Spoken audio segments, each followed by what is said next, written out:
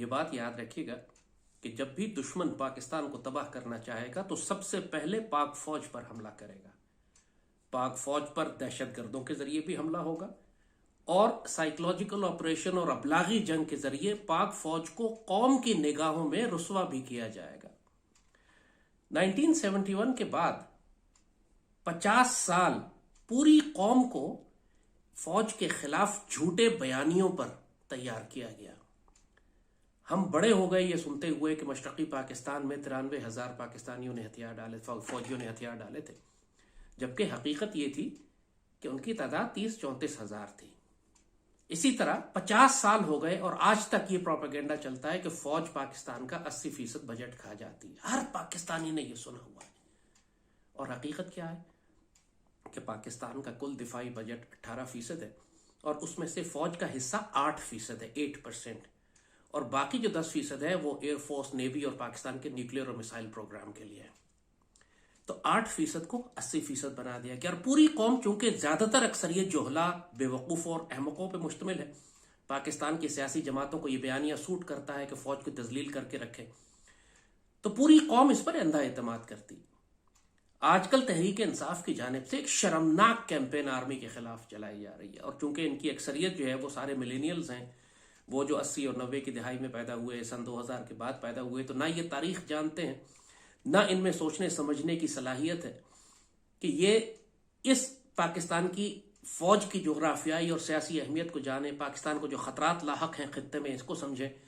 یہ صرف اندھی تقلید کر رہے ہیں عمران کی اور پی ٹی آئی کی جانب سے دیے گئے شرمناک اور فحش پروپیگنڈے کی. اور سوشل میڈیا چونکہ آج کل ان کے ہاتھوں میں ہے، لہٰذا ہر قسم کی خرافات، جس میں آپ صرف ایک مثال ہم آپ کو دیتے کہ پاکستان کے تمام سپہ سالار ریٹائرمنٹ کے بعد ملک چھوڑ کر باہر چلے جاتے ہیں. بڑی شدت سے اس پر یقین کیا جا رہا ہے. اس کو چونکہ میرا کام سوشل میڈیا پہ ہے تو ہر روز سینکڑوں کی تعداد میں یہ اعتراض مجھے ملتا ہے کہ یہ بتائیں کہ پاکستان کے سارے سپہ سالار ریٹائرمنٹ کے بعد ملک چھوڑ کر باہر کیوں چلے جاتے ہیں. اور شروعی بات یہیں سے ہوتی ہے کہ یہ مستند حقیقت ہے اور لہٰذا یہ ثابت ہوتا ہے کہ سارے پاکستان کے جو جنرلز ہیں وہ CIA اور امریکنز ہیں اور پاکستان کے مخلص نہیں ہیں. اور ہماری جنگ تو ہے وہ جرنیلوں کے ساتھ ہے اور فوج کے خلاف تو ہم لڑ نہیں رہے. لیکن اور پھر یہ بیانیہ بڑھتا شروع ہو جاتا ہے 48 سے کہ قائد اعظم کی گاڑی کا جو پیٹرول تھا وہ بھی فوج نے ختم کیا، محترمہ فاطمہ جناح کو بھی فوج نے قتل کیا، پاکستان کا سارا فساد 75 سال سے وہ فوج کی وجہ سے ہے.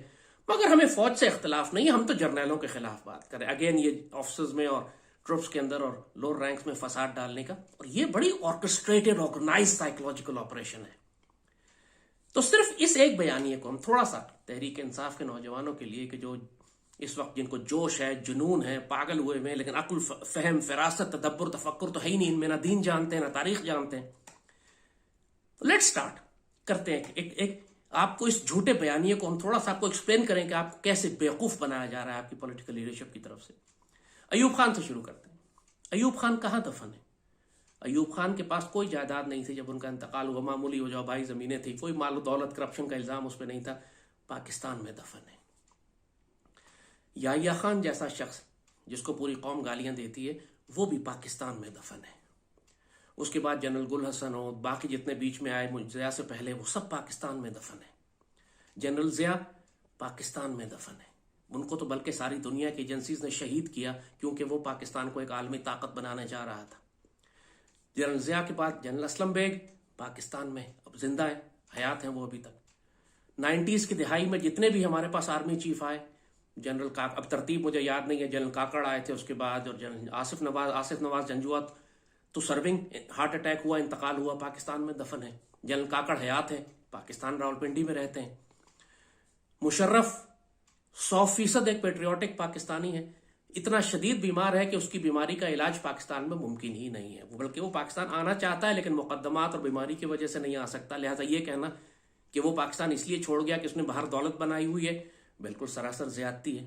مشرف کے بعد کیانی جیسا شخص بھی جس کے بارے میں کہا آسٹریلیا میں جزیرے ہوں گے، جزیرے اس پہ کرپشن کے بہت الزامات ہیں لیکن وہ بھی پاکستان میں ہے. اس کے بعد راحیل شریف، ایک شہیدوں کے خاندان سے تعلق رکھنے والا، ایک پوری قوم اس سے پیار کرتی تھی. جب وہ جانے لگا تو پوری قوم نے کہا کہ آپ رک جائیے. وہ پاکستان کی فوج اور حکومت کی جانب سے سعودی عرب میں نوکری کے لیے بھیجے گئے، ڈیوٹی کر رہے ہیں وہاں پر. ایک وہ جو وہاں ڈیفنس الائنس بنا ہوا ہے، اس کے ذریعے جو باتیں ہم سعودی عرب کو پہنچا سکتے ہیں ان کے دفاعی. آپ اس کو نہ دیکھیں ڈپلومیٹک لیول کے اوپر کیا کچھ ہو رہا ہے، فوجی تعاون ایک بالکل مختلف چیز ہوتی ہے جو آپ کو نہیں بتایا جاتا کہ اندر کیا ہو رہا ہے. پاکستان کے جو فوجی تعاون مسلمان ملکوں سے چل رہے ہیں، اس کے لیے کیا ہمارا ڈیفنس کولیبریشن ہو رہا ہے، یہ ہمارے سفیر کا کام کر رہے ہیں وہاں پر سعودی عرب میں. ملک چھوڑ کر نہیں بھاگے ہوئے، وہ وہاں ڈیوٹی کر رہے ہیں. ڈیوٹی ختم کریں گے پاکستان میں آئیں گے. انہوں نے کوئی غیر ملکی اثاثے نہیں بنائے ہوئے. باجوہ راحیل کے بعد باجوے کے بارے میں کوئی گارنٹی نہیں ہے. آئی ایگری ود یو، کیونکہ باجوہ از اے پرابلمٹک ایشو. مگر اس کا بیک گراؤنڈ آپ کو معلوم ہے کہ باجوہ نے جو کچھ کیا، جو باجوہ ڈاکٹرن بنائی، اس کا کوئی تعلق پاکستان کی ریاست یا پاکستان کے آرم فورسز کی آئیڈیالوجیکل نظریاتی بنیادوں سے نہیں تھا. ان کا بیک گراؤنڈ ہی مختلف تھا. جو کچھ اس نے کیا، اس نے پاکستان کو نقصان پہنچایا. تو صرف باجوہ اور فیض کی وجہ سے اگر آپ پوری پاکستان آرمی اور اس کے سپہ سالاروں اور جنرلز کو گالیاں دینے لگیں تو پھر یہی ثابت کرتا ہے کہ آپ پاکستان سے مخلص نہیں ہیں. آپ ناپاک اور پلیت لوگ ہیں جو صرف ایک پروپیگنڈے کی خاطر مکتی باہنی والا کام کر رہے ہیں. جنرل حمید گل بھی اسی فوج نے پیدا کی ہے، جن کو آپ بڑا ہیرو بناتے ہیں، جن کی باتیں آپ کوٹ کرتے ہیں کہ جی پاکستان کا کوئی جنرل امریکہ کی مرضی کے بغیر نہیں لگ سکتا. تو جنرل حمید گل خود بھی تو جنرل تھے، کیا وہ امریکہ کی مرضی سے بنے تھے؟ یہی بات، پاکستان آرمی 6 لاکھ افسروں اور جوانوں پر مشتمل ہے. یہی جانباز ہیں جو پاکستان کو بچائے ہوئے ہیں اس وقت. ورنہ آپ میں صلاحیت نہیں ہے کہ ٹی ٹی پی کے خلاف یا بی ایل اے کے خلاف یا انڈینز کے خلاف جہاد کر سکیں یا روک سکیں ان کے اس حملے، کسی حملے کو. آپ جو اپنے گھروں میں سکون سے بیٹھ کر بکواس کر رہے ہیں آرمی کے خلاف، وہ اسی وجہ سے ہے کہ یہی آرمی آپ کی حفاظت کر رہی ہے. اور اگر آپ کو صرف باجوہ یا فیض کی پالیسی سے اختلاف ہے، یا آپ کو جنرل عاصم کی پالیسی سمجھ نہیں آ رہی اس وقت کیونکہ آپ کن ذہن ہیں، ذہنی طور پر معذور ہیں، تو اس کا مطلب یہ نہیں ہے کہ آپ 6 لاکھ کی فوج کو اور اس کے آفیسرز کو اور سپہ سالاروں کو گالیاں دینا شروع کر دیں. لہذا صرف یہی بات آپ کو سمجھانی مقصود تھی اس وقت کہ یہ جو آپ پروپیگنڈا کر رہے ہیں کہ پاکستان آرمی کے سارے سپہ سالار ریٹائر ہونے کے بعد ملک چھوڑ کر چلے جاتے ہیں، یہ سوائے جھوٹ اور خرافات اور تخریب کے اور دشمن کے بیانیے کے اور کچھ بھی نہیں ہے. آن دی ادر ہینڈ، پاکستان کے تمام پولیٹیشنز، ان کی تمام وراثت، ان کی تمام جائیداد، ان کی تمام اولادیں ملک سے باہر ہیں، سوائے جب وہ حکومت کرنے کے لیے پاکستان میں ان کو لے کر آتے ہیں.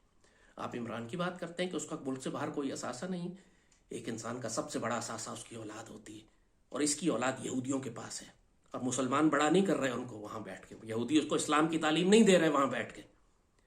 اس کا کچھ بھی نہیں ہے پاکستان کے اندر سوائے بنی گالے کے. اور وہ کوئی اصل انسان کی دولت جو ہوتی ہے اس کی اولاد ہوتی ہے. لہٰذا یہ الزام اور یہ بکواس بند کریں پاک فوج پہ، اور یہ سمجھیں اس بات کو کہ آپ کو استعمال کیا جا رہا ہے پاکستان کی ریاست کی جڑیں کاٹنے کے لیے. ٹی ٹی پی کی دہشت گردی ہو، بی ایل اے کی دہشت گردی ہو، اور اب بھارت اندر آنے والا ہے. ایک اور نیا چیز ان کو سکھا دی گئی ہے کہ یہ چورن ہے جو ہم بیچ رہے ہیں. بھارت کی جنگی تیاریاں سر پہ رکھی ہوئی ہیں. یہ کوئی چورن نہیں ہے الو کے پٹھوں. تمہیں پتہ لگ جائے گا جب بھارت پاکستان میں داخل ہوگا، اس وقت نہ تمہیں عمران بچائے گا نہ پی ٹی آئی بچائے گی. اس وقت تم کو بچانے کے لیے یہی پاک فوج کے افسر اور جوان اور جنرلز ہوں گے جن کو تم آج گالیاں دے رہے ہو. ہوش میں آؤ، اس شاخ کو مت کاٹو جس پر بیٹھے ہوئے ہو. سیاسی اختلافات کی وجہ سے پاک فوج کو اگر تم ڈی مورلائز کرو گے، ان کو گالیاں دو گے، ان کے دل دکھاؤ گے، تو پھر تم صرف دشمن کا کام کر رہے ہو، خوارج اور مشرکوں کا کام کر رہے ہو. ہوش میں آؤ. سیاسی جماعتیں تمہیں استعمال کر رہی ہیں پاکستان میں خانہ جنگی کے لیے. سارے بنگالی مجیب کے ساتھ نہیں تھے، ان کو بلیک میل کیا گیا، ہائی جیک کر لیا گیا مکتی باہنی کی دہشت گردی سے. بار بار مثال دیتے ہیں کہ بنگلہ دیش نے فوج سے جان چھڑا لی اس لیے بنگلہ دیش ترقی کر گیا. کوئی ترقی نہیں کر گیا بنگلہ دیش. پوری مسلم دنیا میں کوئی عزت نہیں ہے بنگلہ دیش کی. بنگلہ دیش پر کوئی حملہ نہیں کر رہا دائیں بائیں سے، جس طرح پاکستان کو ختم کرنے کے لیے دشمن لگا ہوا ہے. اگر پاکستان کی کوئی حیثیت نہ ہوتی تو پوری دنیا کے دشمن پاکستان ختم کرنے کے لیے کیوں زور لگا رہے ہوتے؟ بھارت ساری جنگی تیاریاں ہمارے خلاف کیوں کر رہا ہے؟ بنگلہ دیش کے خلاف تو نہیں کر رہا، کیونکہ بنگلہ دیش میں کچھ ہے ہی نہیں. صرف چند ڈالر زیادہ ہو جانے کی وجہ سے، اور پھر شیخ مجیب کا جہاں تک تعلق ہے، خود اس کو اپنی فوج نے اور اپنی قوم نے قتل کیا بعد میں. اس کی غداریاں اور اس کی حماقت، اس کی کرپشن اور اس کی خیانت اور اس کی جو اس نے ظلم کیا اپنی قوم کے اوپر. لہٰذا یہ کمپیریزن نہ دو کہ بنگلہ دیش اس وجہ سے آزاد ہو گیا پاکستان سے تو ترقی کر رہا ہے. ترقی نہیں کر رہا. عزت، وقار، مقام، پوری مسلم دنیا میں ایک سٹیٹس، ایک جگہ، عالم اسلام کی قیادت، یہ سب پاکستان کے پاس ہے ابھی بھی، تمام تر کمزوریوں کے باوجود. पूरी मुस्लिम दुनिया हमें इज्जत की निगाह से देखती है, दुश्मन हमसे खौफ खाता है। तुम पाकिस्तान की कदर नहीं जानते हो। अल्लाह से डरो उस वक्त से जब तुम्हें इस पाकिस्तान की कदर कराई जाएगी, जब दरवाजे तोड़कर तुम्हारे दुश्मन दाखिल हो रहे होंगे और उस वक्त तुम्हारी बहनें और बेटियां उठा रहे होंगे और तुम पाक फौज को पुकार रहे होगे कि आकर हमें बचाओ। ये हो चुका है सवात में, ये हो चुका है ट्राइबल एरियाज में, और ये दोबारा होगा अब, क्योंकि जो बदअमालियां इमरान और जरदारी और नवाज और जमहूरियत और फैज और बाजवा कर चुके हैं, अब पूरी 22 करोड़ की कौम उसकी इज्तिमाई सजा काटेगी। जो इस वक्त फौज की पॉलिसी है जनरल आसिम की, वो बिल्कुल मुख्तलिफ है उससे जो बाजवा और फैज और इमरान की थी। बाजवा डॉक्ट्रिन को कूड़े में फेंक दिया गया है, अब सब कुछ तब्दील होने जा रहा है। लिहाजा तसल्ली से बैठो, बकवास न करो ज्यादा पाक फौज के खिलाफ। तुम अफसरों और जवानों के बहुत दिल दुखा रहे हो। रोज मुझसे अफसर और जवान कहते हैं जो सरहदों पर जाने कुर्बान कर रहे हैं कि हमारा क्या कसूर है, हमें क्यों गालियां दे रहे हैं हमारी नौजवान, हमारी कौम। यही काम भारत चाहता है, यही मुशरिक चाहते हैं। तुम खवारिज की जबान बोल रहे हो। होश में आओ, पागल मत बन जाओ। ये एक ही पाकिस्तान हमारे पास है। इन सियासियों के इख्तलाफात की वजह से जो हर थोड़ी बात पे यू टर्न ले लेते हैं, जिनका कोई इस्तकामत नहीं है, जो मुनाफिक हैं, जो खाइन हैं, जो बदकिरदार हैं, जो जानी हैं, जो शराबी हैं, उनकी बातों पे अगर तुम पाक फौज को और पाकिस्तान को आग लगाओगे तो दुनिया और आखिरत के लानती होगे तुम। होश में आओ, होश में आओ। वक्त बिल्कुल नहीं है हमारे पास। आज हमने 50 लाशें दफन की हैं, अब ये दहशतगर्दी शुरू हो गई है, और जिनकी वजह से शुरू हुई है ये उन्हीं की हुकूमत थी वहां 10 साल से। उन्हीं की पॉलिसी थी कि उनको लाकर पाकिस्तान में आबाद किया जाए, उन्हीं की पॉलिसी थी कि उनसे मुज़ाकरात किया जाए, उन्हीं की पॉलिसी थी कि 10,000 को लाकर पूरे पाकिस्तान में बिखेर दिया जाए। अब पूरी कौम उनकी हिमाकतों, जहालतों की कीमत अदा कर रही है और करेगी अब। लिहाजा होश में आओ, अल्लाह इस पाकिस्तान की हिफाजत करे, दुश्मनों के साथी न बन जाओ। तमाम पाक फौज और उसके अफसर और उसके जवान एक हैं, पाकिस्तान की हिफाजत कर रहे हैं। इनका होना तुम्हारी हिफाजत की जमानत है। एक दिन के लिए छुट्टी चले जाए ना, या हड़ताल पर चले जाए, तुम्हें लग पता जाएगा। अल्लाह से सारा पाकिस्तान की सारी अदालतें, सारी पार्लियामान, सियासी जमातें दफन कर दो, पाकिस्तान को कोई फर्क नहीं पड़ेगा, बल्कि बेहतरी होगी।